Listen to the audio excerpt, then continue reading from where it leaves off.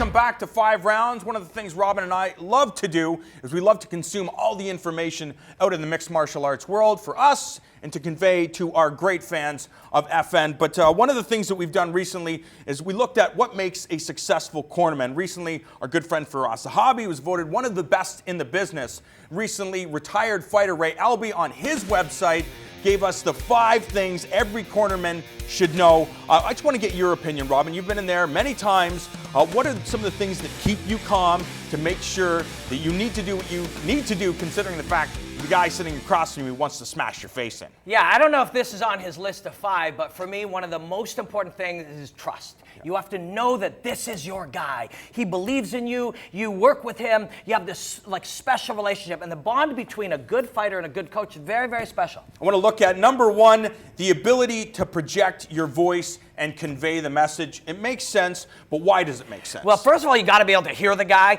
but you need to recognize his voice. You got people screaming, you got the other corner, you're being punched in the face, your eyes are full of blood, you can't breathe. You got to be able to hear the dude, and that message has to be pretty simple. It can't be, maybe for some guy, get him, but a very specific thing. Take your right hand and put it there if you can get the underhook. Simple, clean stuff that you can hear from your dude. What's interesting, though, is you think about, fighting in a small show in the Midwest where there's 800 people, and your corner has to make the adjustment from going from there to fighting in front of 55,000 people screaming their heads off, and you still have to convey that same message. Yeah, and Mark Hominick said he could still hear the man Sean Tompkins in his corner clearly. Unbelievable. Number 2, motivating words of wisdom and compassion for their fighters. He gives an example here. You don't want your corner saying, this guy is a killer, be killed, or don't embarrass your family. Yeah, don't embarrass your family, bro. That ain't gonna help. You want to be able to remove any of the extra pressure. You can't add pressure. Don't embarrass your family, man. You want to be able to say, don't worry, man, it's all, and whatever it is you need, whether it's about your own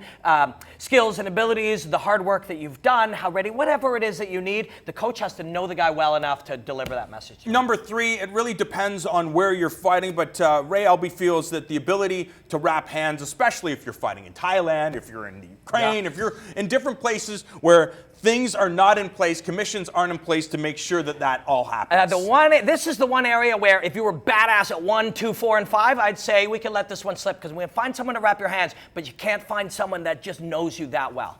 We'll move on to number 4. Organization is the key, and I've personally seen it in the past. Guys fly halfway around the world. They don't know if their fighters are on weight. It's like, well, where's the scale? How come you didn't bring a scale? It's like, oh, where do we get water bottles? Where do we get mouth guards? These are all things your corner guys or your seconds need to have, because this is one area where a fighter does not need to be stressed out. Where's your cup? Where's your mouth guard? Did you get all your medicals in on time? Are your hands wrapped? Do we have all your tools that you need? Where are you sleeping? Do we know how you get all of that? You got to have that because the fighter doesn't want to have to. But to at the same time, you hear a lot of fighters where they're just trying to get their minds off things because, I'm just thinking about the fight. Could this be a good distraction or no? For some, but you still want to have a guy who can take care of it if you want to just sleep or do something else. And finally, it is all about the details. It's the cornerman's job to offer a suggestion, because at the end of the day, he's not in there. You're the one that's in there, so he's trying to make an educated guess on what he's seeing.